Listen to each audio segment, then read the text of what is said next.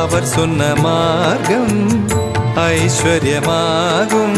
தரணி மீது மக்கள் பெற்ற பேரு சாயிதான். சாயிராம் சாயிராம் சாயிராம் சாயிராம்.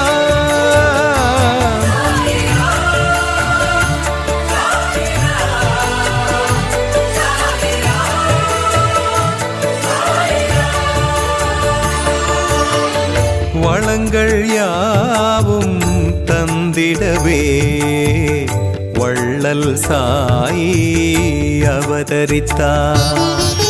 வளங்கள் யாவும் தந்திடவே வள்ளல் சாயி அவதரித்தார். துன்பங்களை இன்பமென ஏற்றுக்கொண்டு